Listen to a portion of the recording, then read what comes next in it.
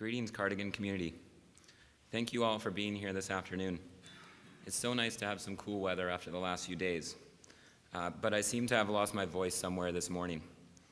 I thought I brought it to class, but I didn't have it in my backpack, and I need it because I told Mr. James I would have it.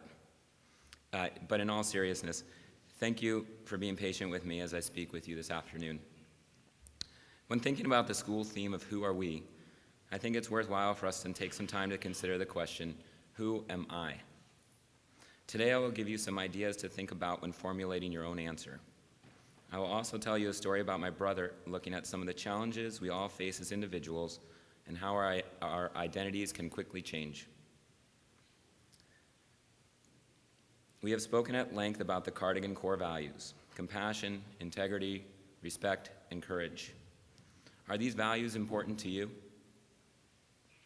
Are there other values that you think are important in your life?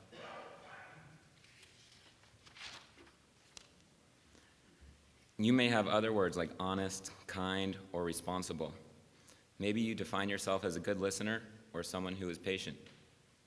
Please take a moment to think of what values are important to you. There are other ways to define yourself.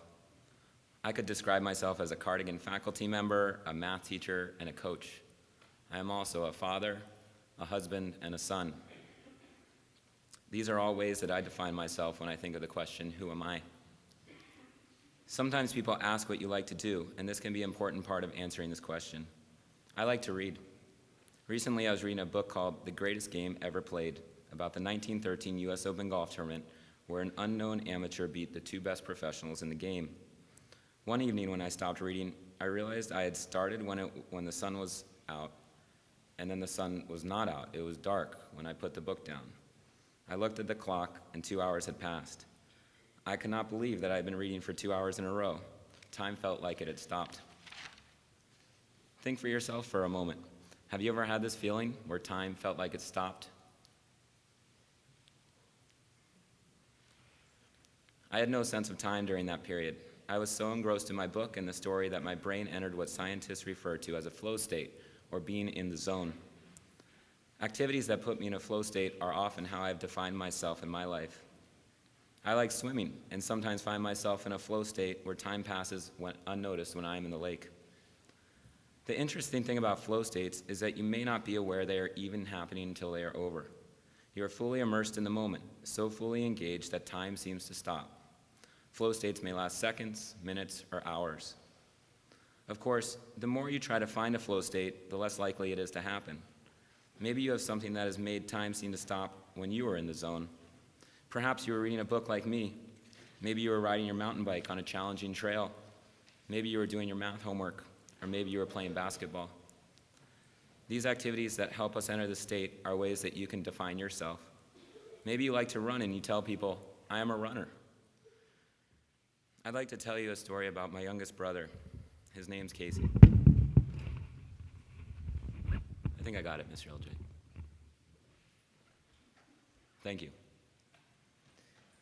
My brother Casey, he loved riding dirt bikes with his friends.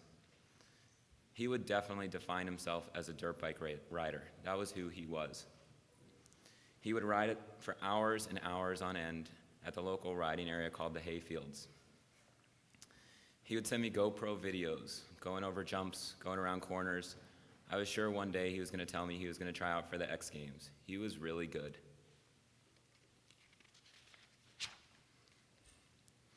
He must have been in a flow state when he was doing this. His mind must have been so focused on the task that time would seem to stop. He would go out riding with his friends once or twice a week, but he often told me that he would like to go out more, but he didn't have enough time. He said he was often bored when he wasn't on his dirt bike. Like Casey, have you ever felt bored or wanted to be back in an activity that you love when you're doing something else? I know I have. Casey stopped riding his dirt bike in 2012. I wondered why. I know he also liked snowboarding, but he lived in Arizona and he could only do that a few months of the year. I wondered what he was doing to replace his dirt bike riding. One morning in December of 2012, when I was on the way to school for the last day of teaching before Christmas break, I got a call from my dad. It was not good. Casey was in the hospital. I wondered what went wrong. Had he been in a dirt bike accident? Casey was diabetic. Was he having complications from his diabetes? After a long pause, my dad told me that Casey was in a coma in the intensive care unit. He told me that Casey had been found unconscious in his bed. He had overdosed on prescription pain medications, opioid drugs that he bought from his friends. My dad told me that I needed to come as soon as possible. I lived in Colorado. They were in Arizona. I called the airport, I booked a flight, and I was in Arizona later that afternoon. When I arrived at the hospital and found my parents, they took me to his room. Casey was hooked up to a variety of machines that kept his body alive. My parents told me that Casey had taken a drug called OxyContin the night before and another drug called methadone. These drugs are prescription drugs called opiates that help people manage painful conditions. They create pleasurable effects in the brain and reduce pain. The effects are reported to be similar to those people experience when they are in a flow state. Like alcohol, it is possible for users to become addicted and can often overshadow other activities that were once important. The doctors had examined him and the outlook was not good. Casey was brain dead, which means all the function in his brain had stopped working, including the brainstem. Casey had to be on a breathing machine called a ventilator to breathe for him because he could not do that on his own. After 7 days in a coma with no change in his condition, my family decided to unhook Casey from the ventilator. He died shortly after.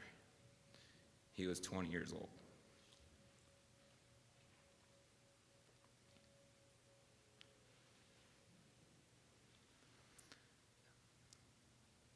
I knew what Casey had found to replace his dirt bike riding.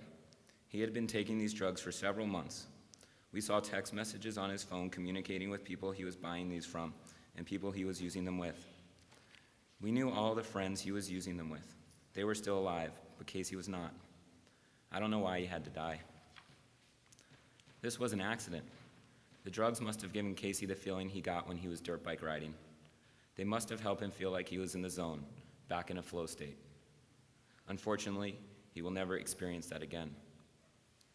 My brother Casey was a friendly, outgoing person.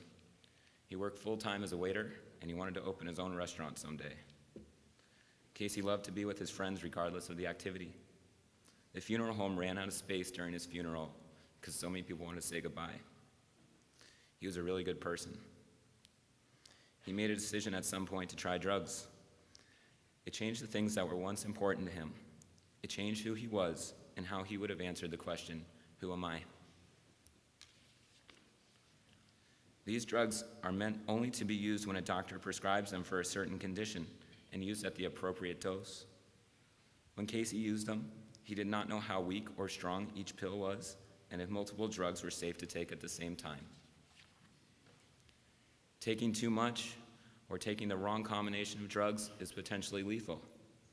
Doctors help us determine what is safe.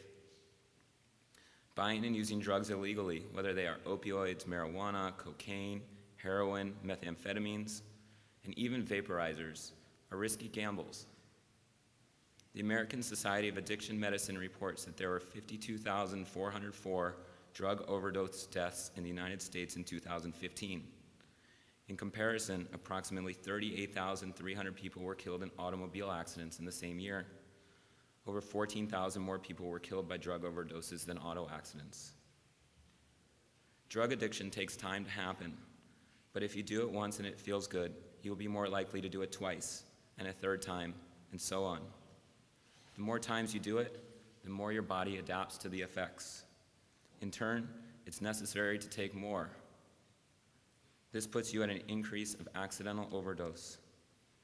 Using also changes what is important and takes priority in your life, just like my brother eventually stopped his dirt bike riding. There will likely come a time in your life when you are offered drugs or a pill by a friend. Maybe it's your best friend, maybe it's the girl you've always had a crush on, or maybe it's someone you really look up to. The person may tell you that it will feel good, that everyone else does it, and that it really is safe. They may say they have done it 1,000 times, that you should do it just once and see if you like it. They may promise you it will feel good. If this happens to you, and I think it will, I hope you can think about the question, who am I?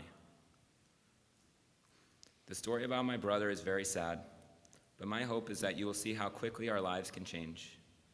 Illegal drugs and pills are a quick way to change who you are. What will you say if this happens to you? I hope you will say, no thanks. The person may ask you again. This is when you have to act with courage and be brave. Say no. One of the Cardigan core values is integrity. I often hear people define integrity as doing the right thing when nobody is looking. Maybe you pick up some trash that is not yours and throw it away properly. It feels good. Integrity is also doing the right thing when everybody is looking. I think it can be a lot harder to act with integrity when in a group than by yourself. It can feel bad to act with integrity in a group if you feel different than the other people. You may feel like you are letting your friends down or that you are different. But acting with integrity is doing the right thing, and the right thing is what you have determined, not your friends. Think back to the words you thought of at the beginning of this talk to define yourself. Think of the activities that define you. Our lives are constantly changing, and opportunities are always coming and going. If you are presented with the opportunity to try drugs or pills, think of how that can change you. Think of how it changed my brother. He can no longer answer the question, who am I? I look forward to the next time I go swimming or read a book. I may find a flow state. I may not. But when I finish, I know that I will have lived true to my values. I hope you make decisions in your life that are consistent with your values and reflect how you answer the question, who am I? Thank you for your time.